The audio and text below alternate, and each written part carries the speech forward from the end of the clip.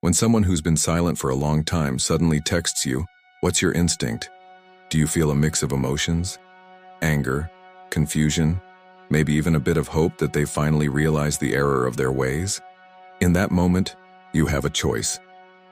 How you respond can set the tone for any future interactions. You could be kind, but is that really necessary? Or should you give them a piece of your mind? What if your response could be both powerful and peaceful? Welcome to our channel, the place where future billionaires come to get inspired. Marcus Aurelius wrote, "The best revenge is not to be like your enemy. When someone goes silent, then comes back after a long time, it's easy to get lost in a sea of thoughts." But a Stoic doesn't need to overthink their response. They know their worth. They know that the most compelling response is often the quietest one.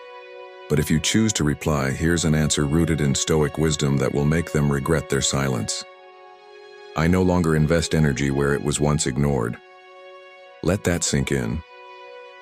This response doesn't beg for attention or forgiveness. It doesn't show anger or resentment. It simply states a fact. You're done giving energy to what was previously ignored. That's the essence of Stoic philosophy. Control your reactions, invest your energy wisely. As Seneca wisely said, "We suffer more often in imagination than in reality." Most people tend to overthink their replies, sometimes crafting whole paragraphs of pain and anguish. But a Stoic, when faced with such a situation, responds briefly and moves on. So why does this response work so well? Because it establishes a boundary. It shows personal growth, and most importantly, it reminds them that they lost access to you. This response is like a mental boundary, a clear indication that you won't tolerate being ignored or taken for granted. By keeping it simple and to the point, you demonstrate that you're not the same person who might have begged for their attention in the past. You've evolved. You're stronger. And that in itself is a testament to your personal growth. When you receive that unexpected message from someone who has been silent for a long time, resist the urge to fall into old patterns. Don't reopen doors that were firmly closed. You've already moved on. You've made progress. Don't let this person pull you back into the abyss of confusion and chaos. Respond with calm authority. Say, "I no longer invest energy where it was once ignored," and then detach.